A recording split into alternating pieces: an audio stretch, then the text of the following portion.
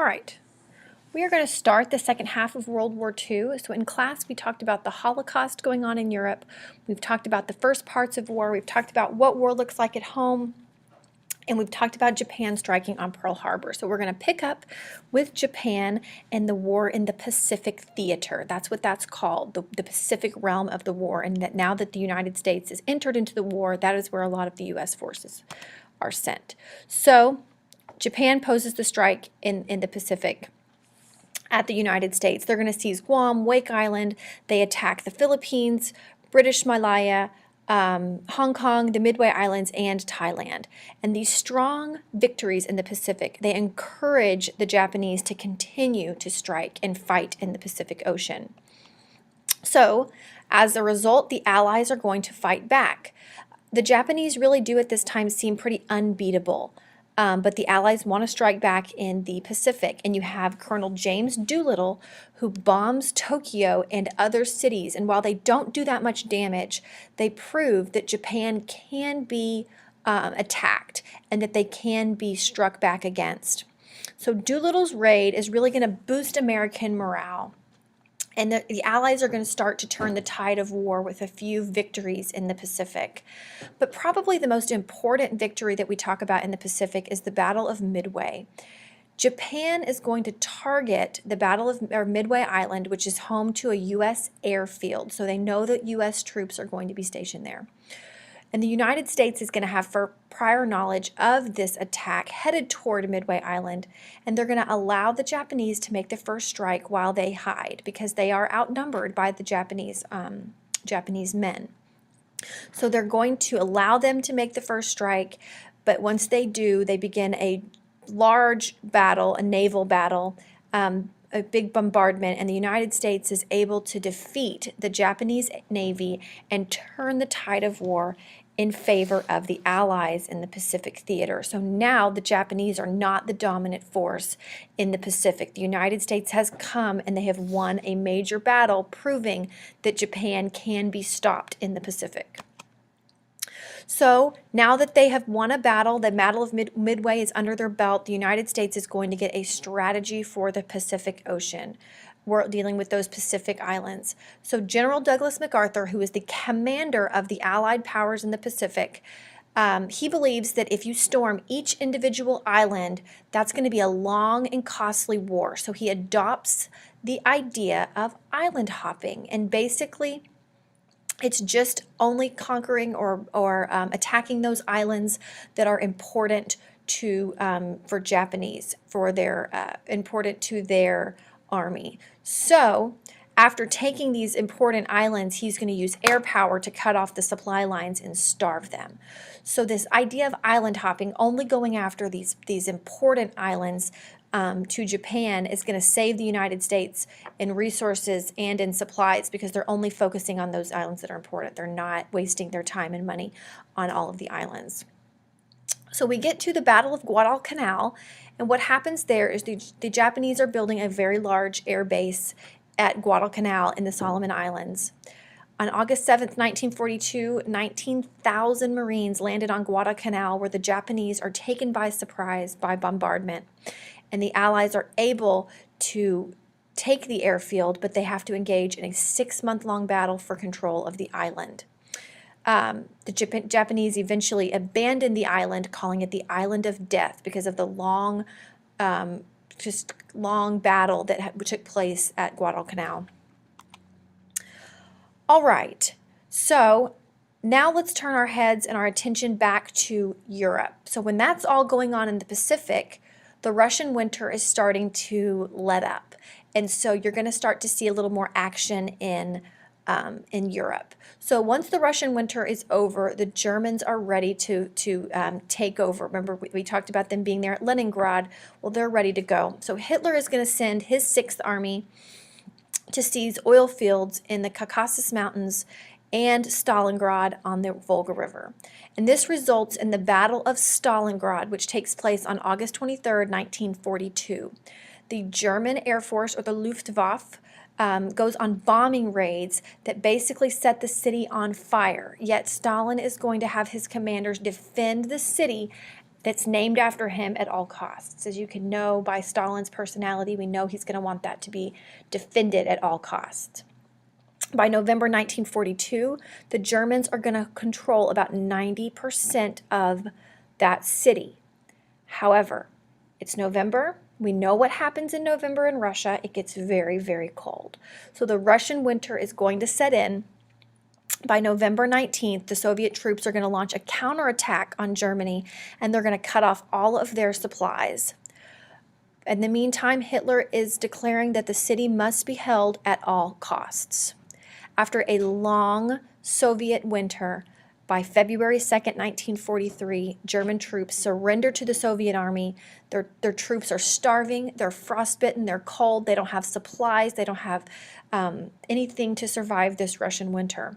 So after this Battle of Stalingrad, the Germans are put on the defensive. So war in this time had really turned in favor of the Allies. And so the Allies come up with a plan to, they start to build a force in Great Britain. They want to go in and liberate France from Germany. And they come up with a plan to attack the Germans across the English Channel. This is where we get the origins of the D-Day invasion. By May 1944, the invasion force was ready. The force that they had been building in Great Britain was ready.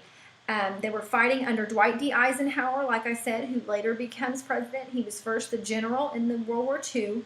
So under Dwight D. Eisenhower, the Allies start to plan this storm or this attack on the Germans at the beaches of Normandy, which is in northwestern France. The name is actually Operation Overlord, but it's called D-Day, known as Designated Day. And the designated day for the attack was on June 6, 1944.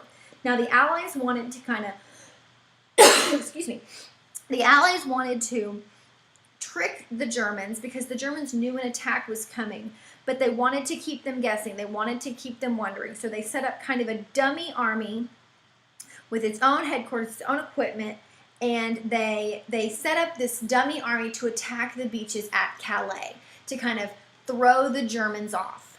But on June 6, 1944, the Allied troops pose a massive attack on the beaches at Normandy. And this is known as the greatest land and sea attack in all of history. During the attack, the Allies were able to hold the beachheads, and the beachheads, they are just the that enemy shoreline that's captured right before the enemy's going to invade. So they're able to hold those beachheads, and by July 25th, 1944, the Germans start to retreat. By August 25th, 1944, the Allies had liberated France, Belgium, and Luxembourg, and most of the Netherlands, which Hitler had swept through, taken over on his way to take over in France. For the Allies, this victory at D-Day was huge. Their next stop was going to be Germany. And here are just some pictures from the D-Day attacks. As you can see, they're storming them on the beaches of Normandy. Very, very famous battle. I'm sure you've heard of it before. That's where Dwight D. Eisenhower gets very famous. As the Allies are starting to move toward Germany in the west, the Soviets, who were victorious at Stalingrad, are starting to move toward Germany in the east. So Hitler counterattacks in the west. He's hoping to split up the British and American forces and cut off their supply lines. And this attack in the west is known as the Battle of the Bulge. Hitler is able to break through the American defense there that were lined in the Ardennes, which we talked about as the foresty area in Luxembourg. So Hitler's able to break through the American troops, and the Americans were very caught off guard. But they are able to push Hitler and his troops back and claim victory. The Allies, they pushed back the Germans and they win, and the Nazis, they really had no other choice but to retreat. Hitler had lost a very large amount of men that he was not able to replace. So after the Battle of the Bulge, it's very important to understand that Hitler's starts to make his downward spiral. March 1945, the Allies cross into Germany and they approach Berlin from the southwest. Like I said earlier, the Soviets, they are approaching Germany from the east. The Soviets, they surround Berlin and they just start firing. They wage war. Their artillery is firing, their shells flying all over Berlin. And at this time, Hitler starts to prepare for defeat. He goes into his underground headquarters. He married his longtime companion, mistress, Eva Braun. We talked about that in class with some of you guys. And he writes his final address to his people. 2 days after he does this, he and his wife, Eva Braun, both commit suicide. Hitler drinks poison and then shoots himself. Eva Braun drinks poison. May 7th, 1945, Dwight D. Eisenhower takes the surrender, accepts the surrender from the Germans, or the Third Reich, as they became known. And the bad thing, the upsetting, sad thing, is Franklin D. Roosevelt, the president at the time, he actually dies before he's able to see the surrender. But Harry Truman gets news of surrender, and he accepts the surrender on May 8, 1945, which becomes known as VE Day, or Victory in Europe Day. So in May, the Germans fall. However, the war is still very much happening in the Pacific. The Allies are still fighting in the Pacific. In the fall of 1944, the Allies, the Allies move in on Japan. They land on the Philippines under Douglas MacArthur, the general in the Pacific, and MacArthur basically says, I'm here to save the Philippines, but it was going to be a harder task than he thought. At the Battle of Leyte, the Japanese come up with the solution that they are going to destroy all the American ships so they cannot supply their ground troops. The Allies can't supply their ground troops. However, in order to carry this out, the Japanese had to risk their entire naval fleet. In the process of destroying American ships, Japan loses its navy as a force in the war. They had lost they lost disastrously. The Japanese navy is not successful. The only thing that is left were the kamikaze pilots that we talked about in class, the suicide pilots, and the Japanese army. So the Japanese basically lose their navy as a force in the war. They chose to make a risky move in trying to destroy American ships with their naval fleet, and it backfires. So now the Americans are facing the Japanese army as well as the Japanese kamikaze fighters. The Americans were able to retake the Philippines. They start to move toward the areas that were more threatening in Japan, which were Iwo Jima and Okinawa. These both were extremely intense battles. So the American Marines, they moved to take Iwo Jima. They're able to take Iwo Jima, and that's where this very famous picture comes from of the 6 soldiers raising the flag, comes from the victory at Iwo Jima. And then they move on to Okinawa. And Okinawa was a very bloody battle. It was the bloodiest land battle in the war. And this is where the Japanese introduced kamikaze pilots. And the kamikaze pilots, we talked about them a little bit in class. But it was the pilots who they volunteered with just enough fuel to reach the Allied ships, and they would dive bomb into the ships. So this was an extremely intense battle, and after about 2 months, the United States was able to take the Okinawa. Next move was Japan. Truman, the president at the time, he was pretty apprehensive about taking in Japan, was about invading Japan. He thought this would result in a really heavy loss of life. So Truman had to make a decision. He had to decide how they were going to get the Japanese to surrender. He had to decide whether or not he was going to use this new weapon that had just been introduced called the atomic bomb. And the atomic bomb would result in the quickest end to war. And it was developed by the Manhattan Project. And it basically, the atomic bomb would pretty much just wipe out a huge number of people and end war in the